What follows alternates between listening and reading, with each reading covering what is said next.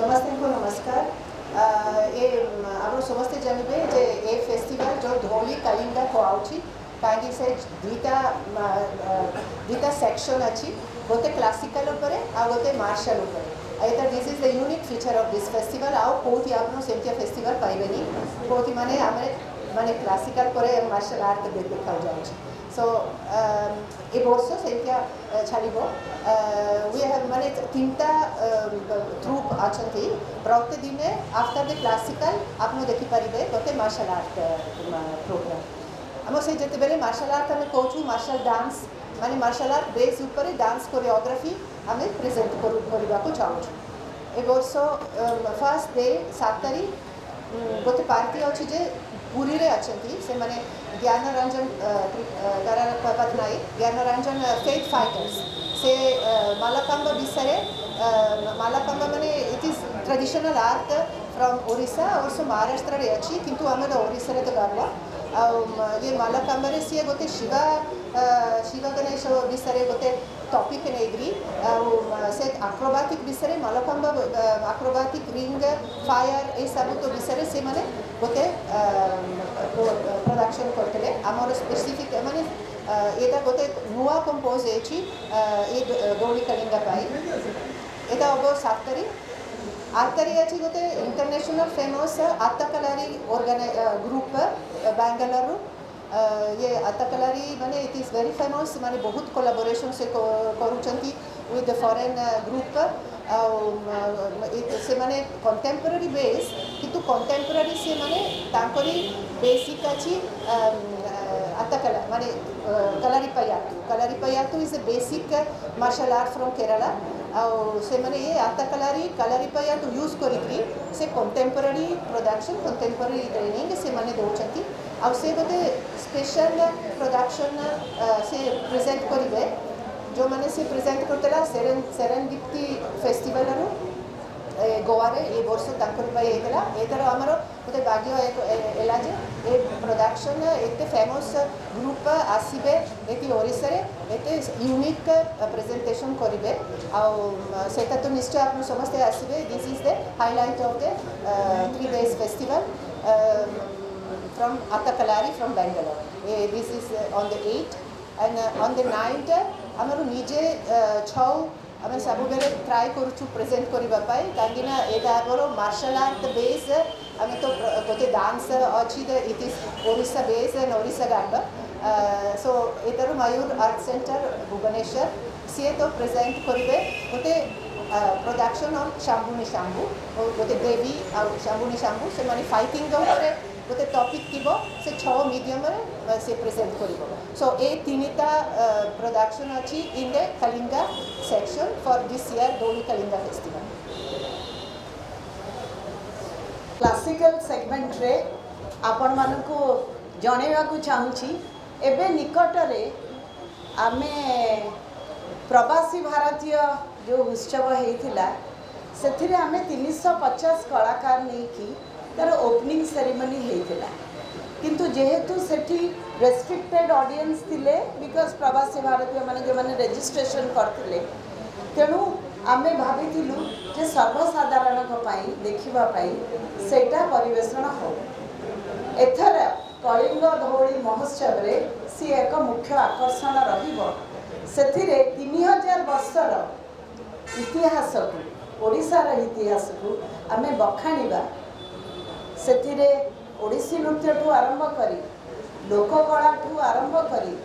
सामरिक कला ठू आरंभ करी आ ओडिशार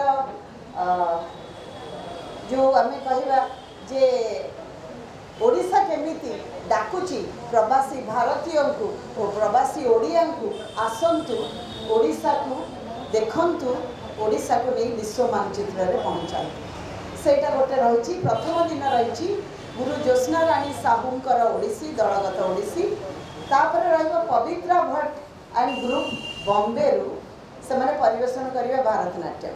पवित्रा भट्ट जने बहुत सुनामधन्य यंग भरतनाट्यम डांसर और तांको ग्रुप विश्व रे विभिन्न जगार से माने परिवेषण करी बहुत ख्याति अर्जन करछंती तापरे जोटा कहिले लियाना मैडम जे आमर सामरिक कला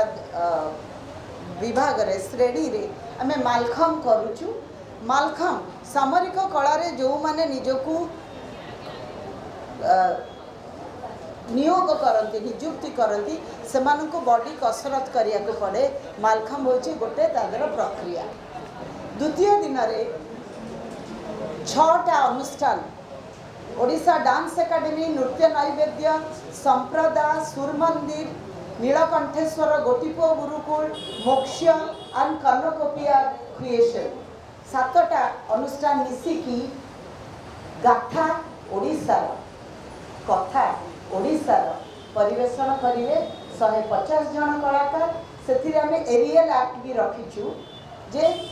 ऊपर आकाश मार्गरू कलाकार माने केमती मंच उपरକୁ आसीबे।